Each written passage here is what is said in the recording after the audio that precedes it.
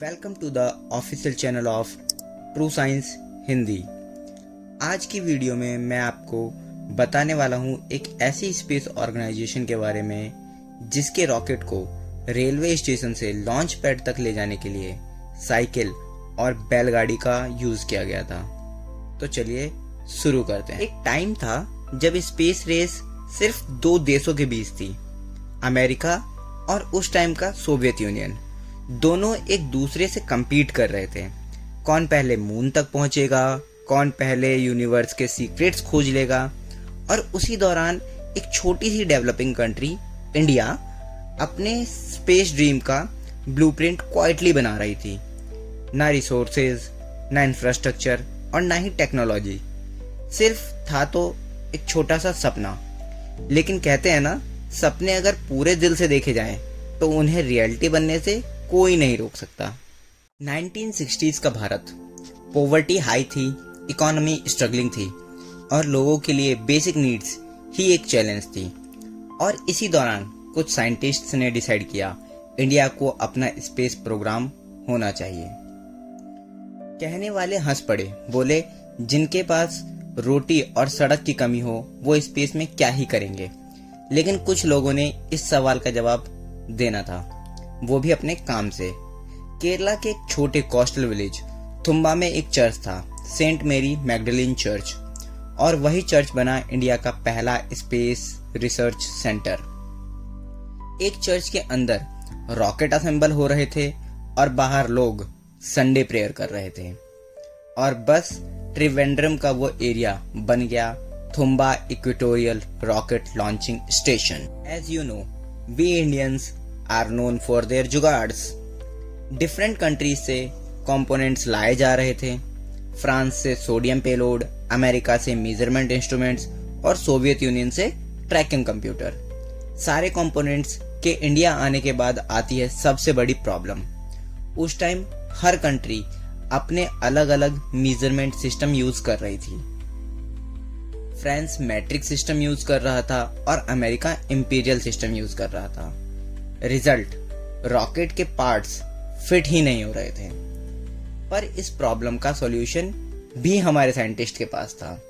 Indian scientist ने church के अंदर ही एक लेथ मशीन लगाई और पार्ट्स को मैन्युअली मॉडिफाई करके फिट कर ही दिया। बात करें ट्रांसपोर्ट की, तो रॉकेट के पार्ट्स रेलवे स्टेशन से चर्च तक साइकिल और बैलगाड़ी से लाए गए थे। जो काम आज ट्रक और क्रायोजेनिक टैंकर्स करते हैं, वो तब एक साइकिल और बैलगाड़ी किया करती थी। फिर आता है 21 नवंबर 1963 का वो दिन। इंडिया ने अपना पहला साउंडिंग रॉकेट लॉन्च किया। ये एक सोडियम पेलोड था जो स्काई में ऑरेंज क्लाउड क्रिएट करता था। आसपास के गांव वालों को लगा कितना सुंदर सनसेट है, पर उन्हें क्या पता था वो एक हिस्टोरिक सनराइज था इंडियन स्पेस प्रोग्राम का। और तब ऑफिशियली जन्म हुआ इसरो, यानी कि इंडियन स्पेस रिसर्च ऑर्गेनाइजेशन का। एक ऐसा ऑर्गेनाइजेशन जिसका फाउंडेशन साइंस, स्पिरिचुअलिटी और स्ट्रगल के बीच लिखा गया था। इसरो की कहानी किसी फिल्मी स्क्रिप्ट से कम नहीं है। एक तरफ फेथ है तो दूसरी तरफ फिजिक्स, एक तरफ चर्च है तो दूसरी तरफ रॉकेट इंजन, और इन दोनों के बीच इंडियन साइंटिस्ट्स का अनब्रेकेबल डिटर्मिनेशन। 1960s के दौर में जब नासा और Soviet union billions of dollars खर्च कर रहे थे, तब इसरो के साइंटिस्ट्स अपनी सैलरी से स्क्रू ड्राइवर्स और वायर्स खरीद रहे थे। लेकिन इन सब के बीच उनका सबसे बड़ा एसेट था उनका खुद का बिलीफ। और फिर इसी बिलीफ के साथ शुरू होता है रोहिणी सीरीज का सफर। रोहिणी 75 इंडिया का पहला इंडिजिनस रॉकेट। इसमें सिर्फ 32 किलो का पेलोड था, 1.5 मीटर की हाइट थी इसकी, और कॉर्डाइट फ्यूल से ये पावर्ड हो रहा था। किसी ने नहीं सोचा था कि ये छोटी सी रॉकेट एक दिन इंडिया के सैटेलाइट ड्रीम्स का फाउंडेशन बनेगी। ग्रेजुअली इंप्रूवमेंट्स हुए। रोहिणी 560 ने 90 केजी पेलोड को 390 किलोमीटर एल्टीट्यूड तक ले जाना स्टार्ट किया और 1977 में hydraulic thrust vector control system introduce हुआ। अब इंडिया का नेक्स्ट माइलस्टोन था अपना खुद का सैटेलाइट लॉन्च व्हीकल, यानी कि अपना SLV। Doctor APJ Abdul Kalam इस प्रोजेक्ट के प्रोजेक्ट डायरेक्टर थे, लेकिन पहला और दूसरा दोनों लॉन्च फेल हो गए। बहुत लोगों का कहना था कि इंडिया को अपना स्पेस प्रोग्राम बंद कर देना चाहिए, पर कलाम साहब का कहना था failure is not the opposite of success, it is the first step towards it. और 18 जुलाई 1980 को इंडिया ने रोहिणी सैटेलाइट को ऑर्बिट में सक्सेसफुली प्लेस कर दिया। इंडिया दुनिया का छठा देश बन गया जिसके पास अपना सैटेलाइट लॉन्च कैपेबिलिटी था, और इसी को कहते हैं सपने सच करना।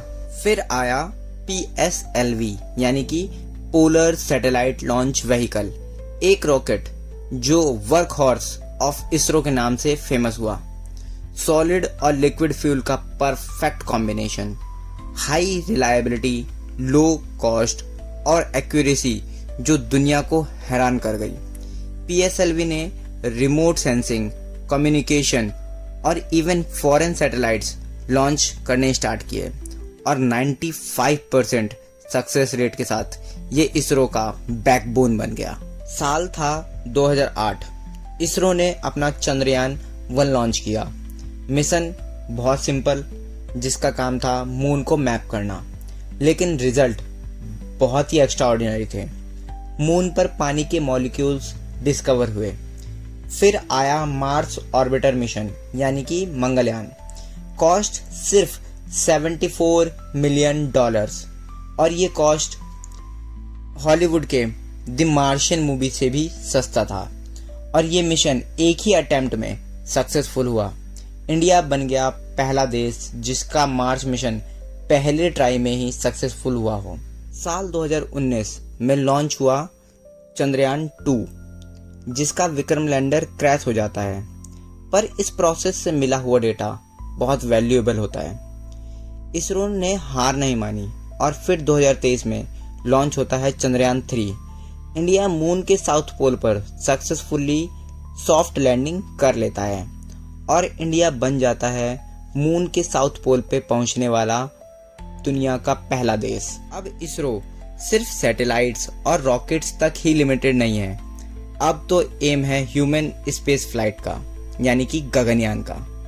इंडियन एस्ट्रोनॉट्स यानी व्योमनॉट्स जल्द ही अपने देश के रॉकेट से स्पेस में जाने वाले हैं, और प्राइवेट कंपनीज जैसे स्काई रूट और अग्निकुल भी स्पेस रेस में एंटर कर चुकी है। तो दोस्तों, अब जब भी नेक्स्ट टाइम कोई रॉकेट लॉन्च देखो या स्काई में एक ब्राइट डॉट चमकता देखो, याद रखना वो सिर्फ एक रॉकेट नहीं है, वो हर उस इंडियन सपने का सिंबल है जो कभी इम्पॉसिबल लगता था।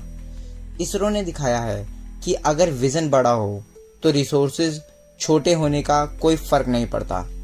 एक चर्च से शुरू हुआ सफर आज मून और मार्स तक पहुंच गया है, और ये तो बस शुरुआत है। आगे तो स्पेस भी छोटा पड़ने वाला है भारत के लिए। अगर आपको ये स्टोरी पसंद आई हो तो प्लीज़ लाइक करो, शेयर करो, और कमेंट में लिखो कि आपको इसरो की किस मिशन ने सबसे ज़्यादा इंस्पायर किया। Thank you.